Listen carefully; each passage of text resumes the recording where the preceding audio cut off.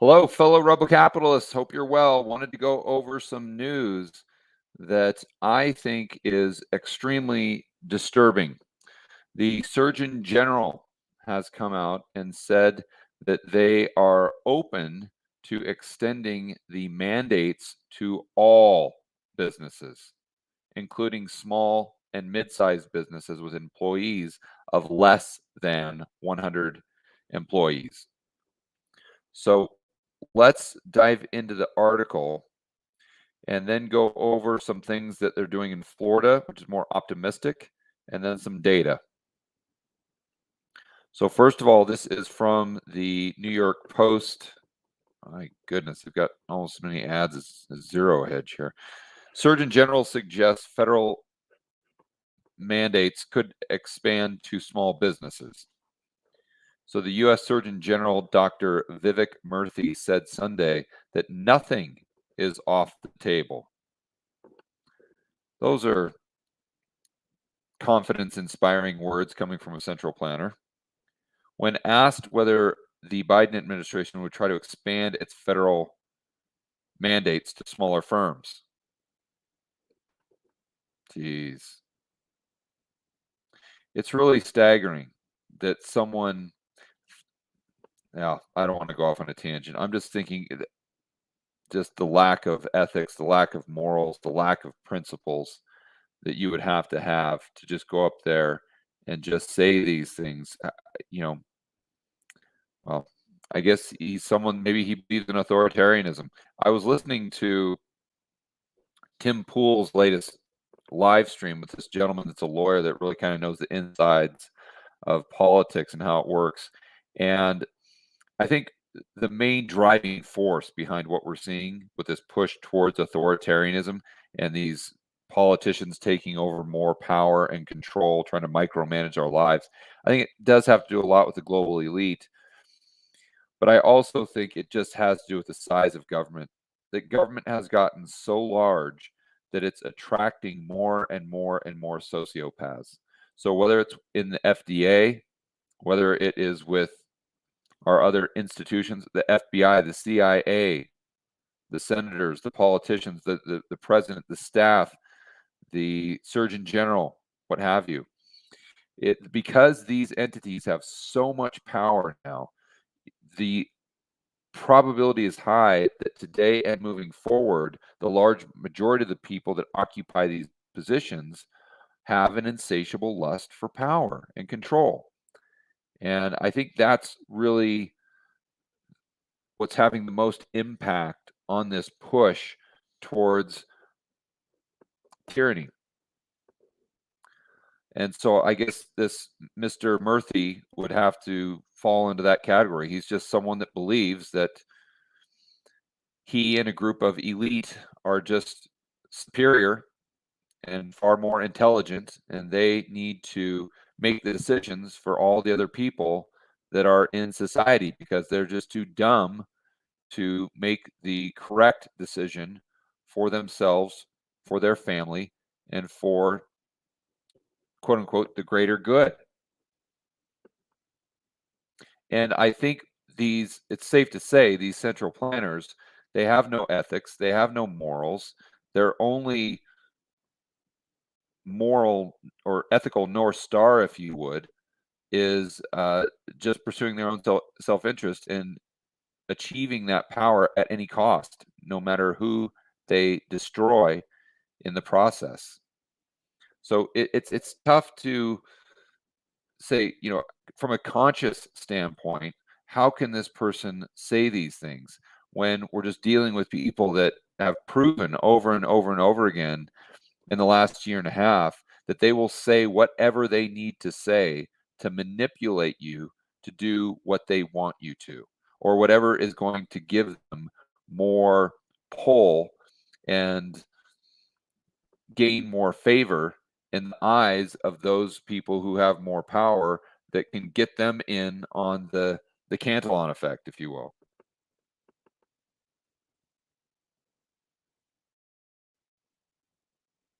So I think the pushback this gentleman was getting is a lot of these states and entities are going to be suing the government because of this law. I actually had this conversation with Robert Barnes this weekend when he was speaking at our mastermind group, and he says this whole implementing this whatever it is decree through OSHA, which is the Occupational Safety and Health Administration. He says he doesn't think that'll fly over the long run. They might try to do this now because it's trying to punk some businesses into doing this, but he doesn't think it has much.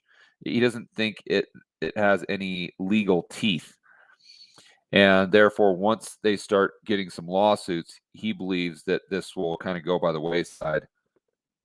Hopefully, he's right.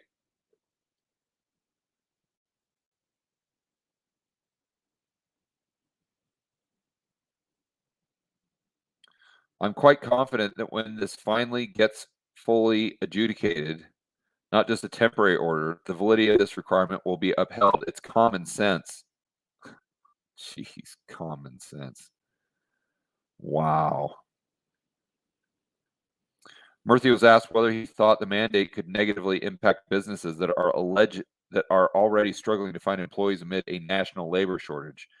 Pretty much the greatest labor shortage or worst labor shortage that we've had in U.S. history, by the way. So I'd love to hear how he spins that. I hear time and time from small business, large business, and workers that what's really hurting the economy is the actual cerveza sickness. There we go. Now he shows his true colors by saying something that is so blatantly and patently false that you know that nothing he said prior to this has any merit or should have any credibility whatsoever. Now he shows his true colors that he might as well have come out and just said, you know what, disregard everything I'm saying because it's all propaganda. That's basically what he just admitted. Think about this statement. I hear time and time again from small businesses, large businesses, and workers that what's really hurting the economy is the cerveza sickness. And this is kind of with this administration and the central planners, this is kind of their spin. I think this is kind of the script that was handed down by whoever runs the PR department, that if you get this question, respond this way. But when you go out, everyone on this live stream right now, do you know anyone who is afraid to leave the house, afraid to go back to work? You know, they had this same discussion with the people, the portsmen that were working at the port in LA with these supply chain bottlenecks. And the media and the administration came out and said, oh, well, they're just scared to go back to work because of the cerveza sickness. And then when someone went down there and actually interviewed them, they're like, no, what are you talking about? We're not worried about the cerveza sickness. That has nothing to do with this. And when you actually just think about it through the lens of common sense, of course, there might be a couple people here and there, but the large majority of people, this is not why they aren't returning to work because of the cerveza sickness. And I'd also like to remind Mr. Murthy that it's not the cerveza sickness that has destroyed the economy, destroyed small business, destroyed mid-sized business, and created the worst labor shortage we have ever seen in the United States. It's the government's response to the crisis. That I shouldn't say that. It's the government's response to the cerveza sickness because the government created the crisis. So the cerveza sickness in and of itself was not the crisis. It's the government that created the crisis as a result of their response and the economic distortions that were created by the additional central planning, stimmy checks, etc. So let's move on here. I don't want to get too stuck on this article. I think you get it. My main reason in bringing this up is to notify you that, hey, this could start becoming a bigger part of the mainstream narrative. I think the probability is actually quite high. But I drove from Arizona, from Tucson to El Paso today. When you drive through, or when you drive from Tucson to El Paso, you have to drive through New Mexico. And we made a pit stop in New Mexico. And I don't know if any of you have been there lately. Just go back to what it was like in your area in March of 2020, and that's what it's still like in New Mexico today. I mean, 90% of the people are wearing masks outside, not just inside, outside. We went in to use the restroom at just the McDonald's on the side of the road or whatever, and everything is taped off. Everything. You cannot sit. You know that yellow hazard tape? That's around all the chairs, around all the tables to make sure that you didn't sit down anywhere, that you would go out to the drive-through to get your order, because that's what's safe, of course. It's like no one in that entire state has the ability to think critically. Bizarre. So I went, I said, my gosh, they've got so many of these draconian measures. Well, they have to be doing well in their fight against the cerveza sickness, right? Well, let's go to New Mexico. This is on the Johns Hopkins website. Oh, okay, wow. So they've had the same rules pretty much since March of 2020, and they've had the mandates. They've forced you to wear it inside. All these people wearing them outside, and look at how well they did as a result of having those mask mandates. Look at how well they worked. I mean, they were really doing well right here in November. And then it's not like they got rid of the mask mandates. In fact, I read a story where their governor has actually pushed them further into November and potentially into December. And has it done any good? Well, it definitely hasn't decreased the amount of cases. We can say that definitively. So the next question becomes why? Well, why do it? If there's no correlation whatsoever between a mandate and a desired result, then why are you doing it? Right? And they just can't get their head around the fact that a mask, a, a good mask, an N95, can work in a laboratory setting. When they're doing a test and you're not touching it, you're just sitting there in front of some sort of controlled environment and they're doing a scientific experiment, it is true. If it fits perfectly, if you're clean shaven, if you're the mask will most likely work very well. But who on the planet Earth uses it like that? Nobody. Nobody. In the real world, you're touching your face, you're using the same mask for 5 hours straight, you're doing all you guys. I'm preaching to the choir here. But so there's a big difference between answering, do masks work? And I think even that's debatable. But that's a totally different question than do mandates work? The answer to one can be yes, and the answer to the other can be no. But people, for whatever reason, especially in New Mexico, can't hold those two thoughts in their brain simultaneously. So my point in bringing this up is these central planners like Mr. Murthy like to just talk as though this is just commonsensical. This is just a no-brainer. That obviously mandates are going to increase health, regardless of what the mandate is, right? And when we look at the data, you see that that's just not true. And if you want more data on this, go to the study that Tom Woods did.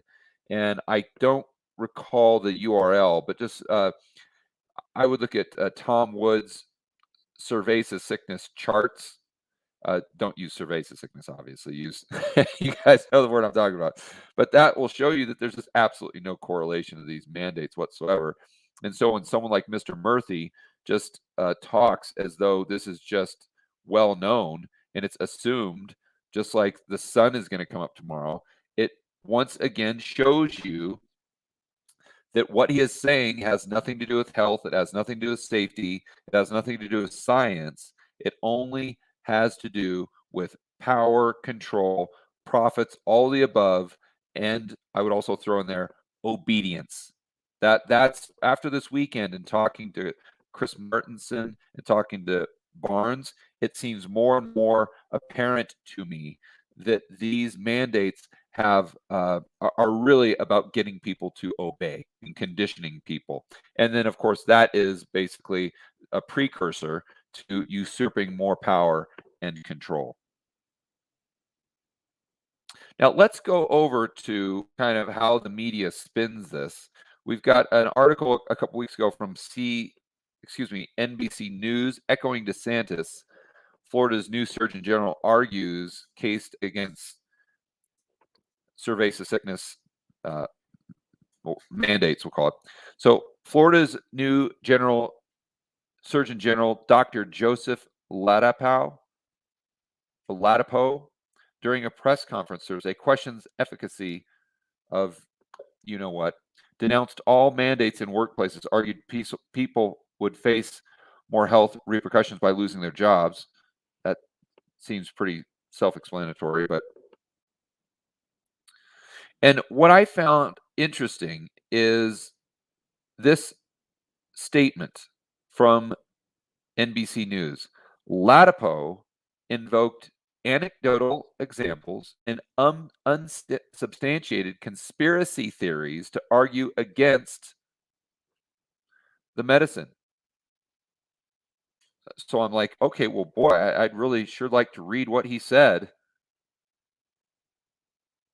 But do you think they give any examples of these anecdotal examples or stories that he gave? Or do you think they give any examples of the unsubstantiated conspiracy theories? No, they did not. And the link that they give just goes to this homepage. It's not, unless I was missing it, it's not a link to anything this gentleman said. So then I looked at this quote. I'm like, well, that doesn't really talk about conspiracy theories. It really doesn't. This can't be applying to this earlier sentence. So I went and listened to this. This is a YouTube video. You guys might want to pull it up. It's right here. It's this gentleman is speaking for about 5 minutes here. I won't play the video, but I listened to it, just kind of tried to go through it at double speed, and I didn't hear him once say anything about or what would be construed by an average person to be some sort of conspiracy theory. So it just shows you that what the media does, they just make these statements as though they're accurate, and you should just accept them with 100% trust. And yet they give a link, and the link doesn't go to anything. And then when you go to some sort of video they talk about, it's like, what do you, there is no example, there is no anecdotal story, there is no conspiracy theory here. They just go out there and say that, and no one ever calls them out on it.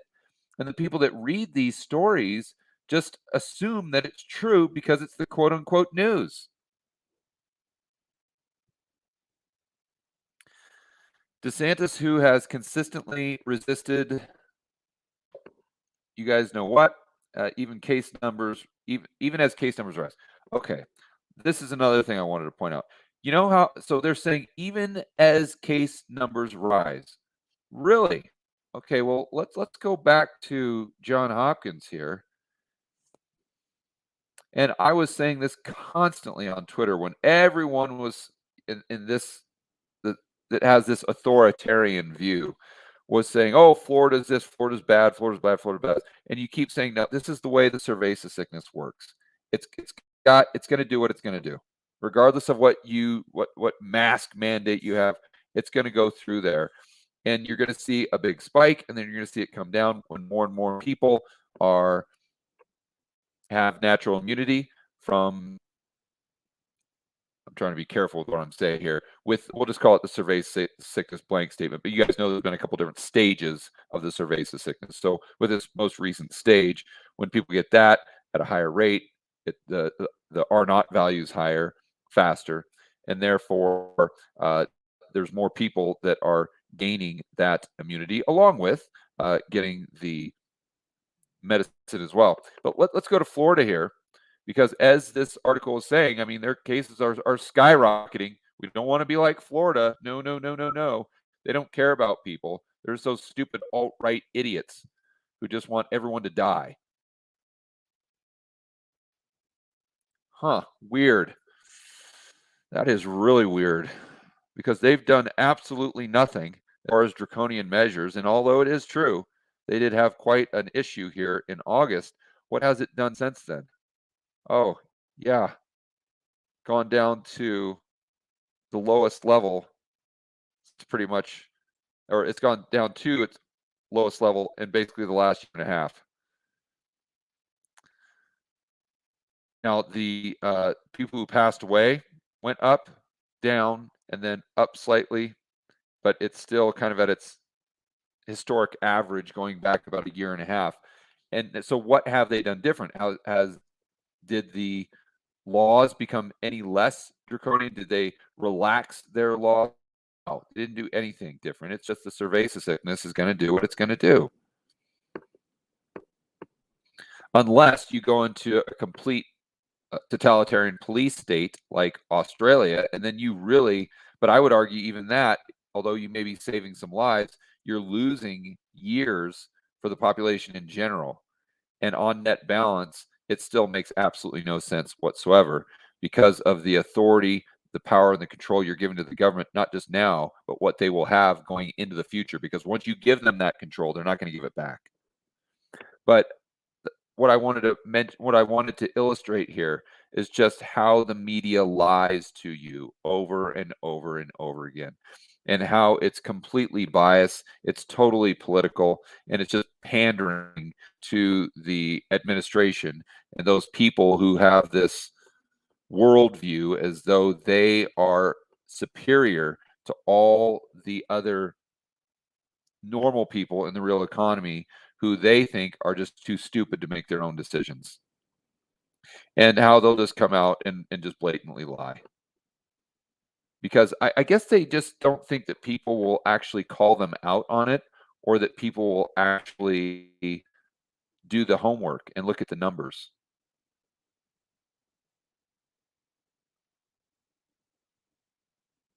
See, look, here you go again. I'll highlight this.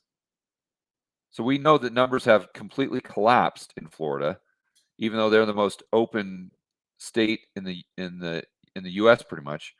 Florida has been a focal point of policy battles, with DeSantis opposing rules for mask use and medicine. It has struggled to contain the cerveza sickness. Really? Really? I mean, granted, this was a struggle for sure, but did it have anything to do with their policy? Because now we're seeing these same type of spikes in other areas that have the draconian measures. But so look at it lately. Look at it from here to here. Was it struggling? You know, it's just,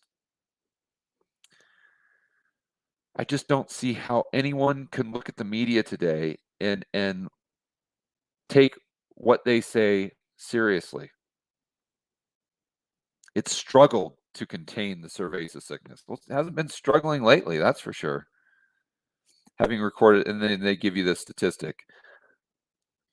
Well, there you go. So we've got some bad news.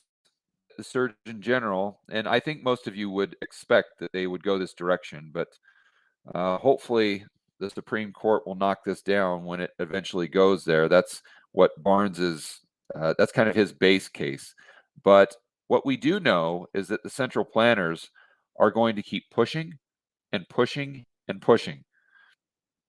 And let's go to this tweet I sent out this morning, which I think really highlights how most people, well, how everyone should see it, even those people, maybe your friend and family member Fred, who thinks these mandates are benign. And I say it's not about health, it's about obedience. If you are in favor of mandates, just realize this continued power grab will not stop with the cerveza sickness. Eventually, even you will say, this has gone too far. But by then, it'll be too late.